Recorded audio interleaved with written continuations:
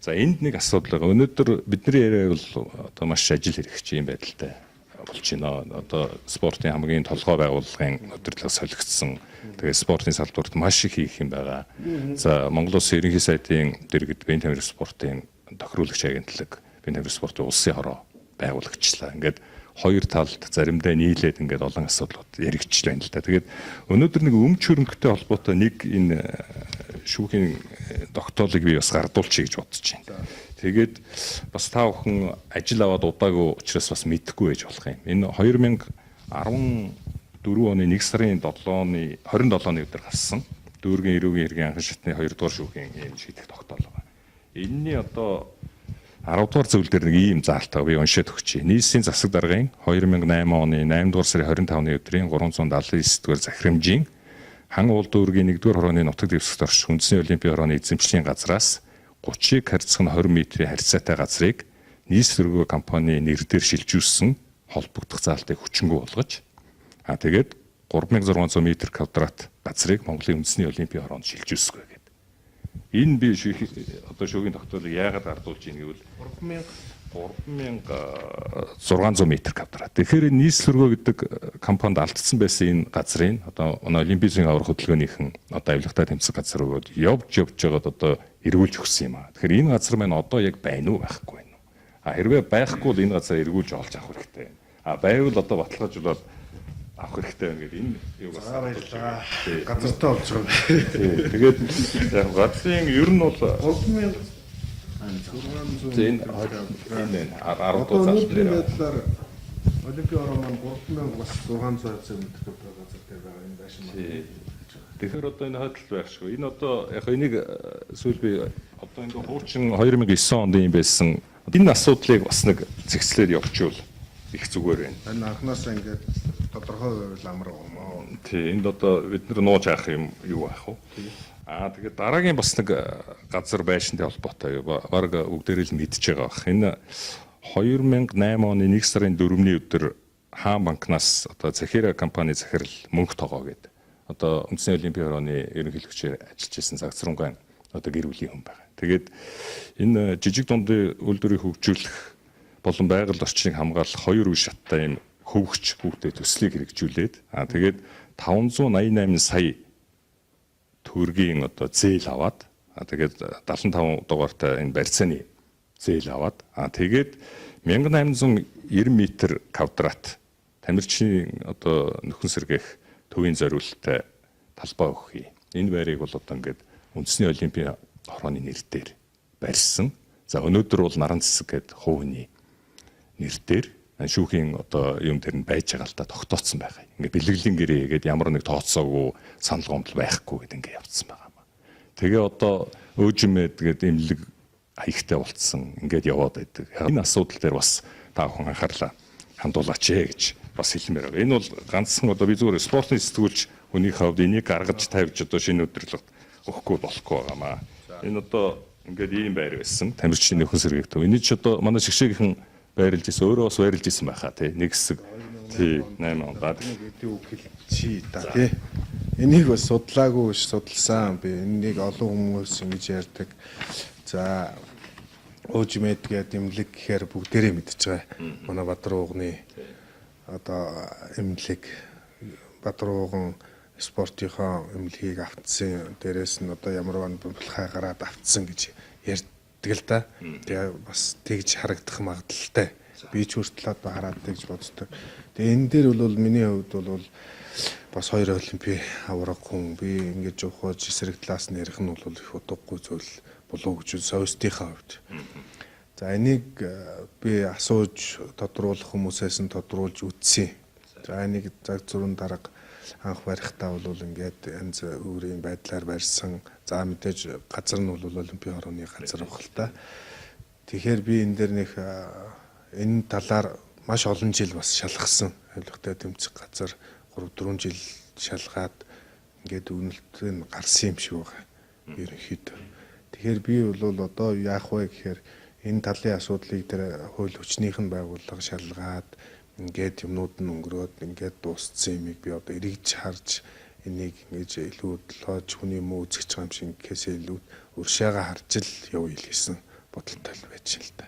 Өөршөө буцаал нэг одоо ингэж олимпийн орооны нэрээр Төвшин баяр яагаад авахгүй байгаа ингэж байгаа тэгж байгаа асуудлаа бол би тодорхой хэлэх гээд байгаа ухаандаа л юм байна.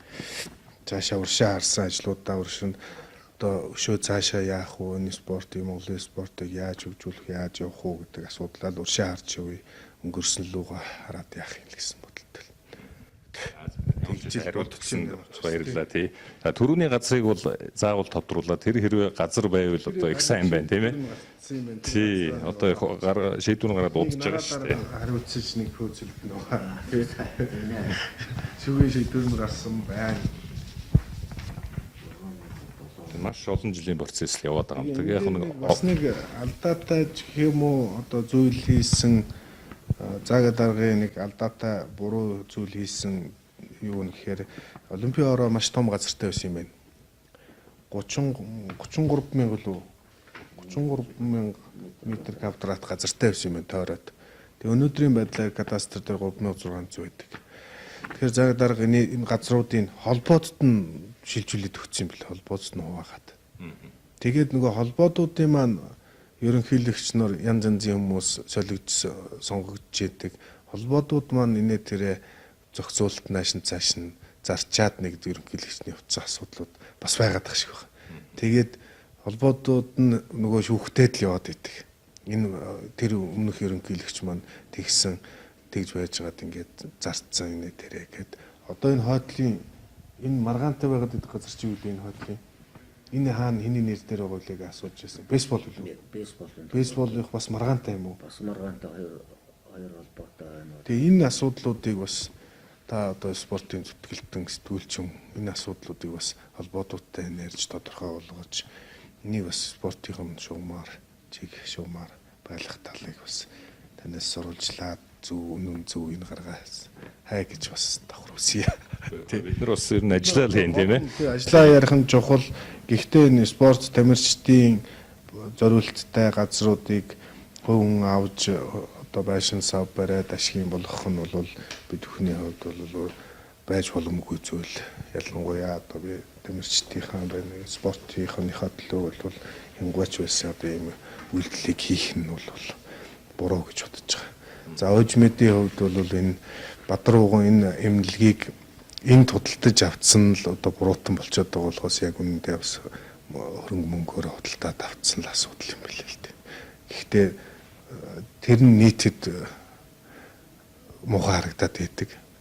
Тэ Бадрууганы хувьд бол мөнгө төлөөд авсан хүнээс худалдаж авсан асуудал. За тэр заадах янз бүрийн болсон асуудлыг нь бол би хэлж мэдэхгүй хөл хүчний байгууллага тэрхүү шалгасан. За Олимпийн орооны байшин байсан юу зарцсан гэдэл янз бүрээр хүмүүс ярьдаг те. Тэгэл тэрийг одоо хөл хүчний байгууллага олон жил шалгасан. Би одоо заагаад даргаыг муу ярьж дэлтэй биш. Заагаад дарга нэг тэгцэн шиг байгаа, ингэцэн шиг байгаа гэж тааж ярих нь бол утгагүй асуудал. Хөл хүчний байгууллагын тодорхой шалгаад ийм процессууд нь ингэж явагдсан байна гэдэг юм уу. За энэ дээр дахиад нөгөө заагаад даргаыг муухай харагдуулдаг зүйл нэг үү гэхээр нөгөө Олимпийн орооны газар дээрээ барьсан гэдгээр л бас алдаа болсон. Энийг бол өөрөө анх бол тамирчны би байрлаж байсан гэдэг бас тамирчны сэргээн төсөвтэй хөв хүнтэй хамтраад нөгөө хөв хүнээр л бариулцсан л асуудал байгаад идэх юм шиг байна л да. Тэр нь жоохон алдаа болсон юм уу гэж харддаг юм би. Тэгээ өнөөдөр тэргүү буруутан байсан энэ Олимпийн орооны юмыг зөвчүүлсэн байсан бол үйл хөдлөлийн байгууллага чи хуультай оронд амьдарч байгаа шүү дээ. Шийдээд ингээд авах л гэсэн бодолтой л байна. Тэгээд энийг зөв ойлголтыг би одоо ард түмэнд бас өхөн зөв бах гэж бодож байна. Би бас хэлэх зүгээр сэтгүүлчд бид нар ч ажиллаа хийж байгаа 5 хүн ч гэсэн шинэ өдрөл ингээд халуун яриа өрнүүлж байгаа бас баяртай байна. Байдаг асуудлууд дээр ийм тодорхой ойлголтуудыг ард түмэнд өгөх нь их зөв. Яг Монголын үндэсний олимпийн орооны ерөнхийлөгчөөр ажиллаж исэн Загцран гэж хүний бас хийснийг бол бид нар үгүйсэхгүй л дээ. Олимпийн аварга төрүүлэхэд хувь нэмэр оруулсан энэ байр байна тий. Нэг бол хэн ч үгүйсэхгүй. Тэгвэл бас шүүхийн шийдвэр гарсан юу хүртэл бид нар ингээд тодорхой ингээд ярьчих хэрэгтэй байна. Одоо жишээ нь тэр 2014 оны 1 сарын 27 оны өдрийн шүүхийн тогтоол дээр бас заалт дээр нь байгаа. 2 жил одоо үйл ажиллагаа явуулж болохгүй гэж. Жишээ нь 2014 оны 1 сарын 27-оос 16 оны 1 сарын 27 хүртэл 2 жил жишээ нь ажиллаа хийсэн нөхөр бас хийгээл явсан. Тий. Тэгээ нийс төргөө гэдэг компани. Хэрвээ тэр нийс төргөө компанид алдсан байсан бол өнөөдөр зочдууд юм орон сууц барьсан бол ингээл байхгүй шүү дээ. Тэр газрыг бүр би эргэж сурвалжлаа тий.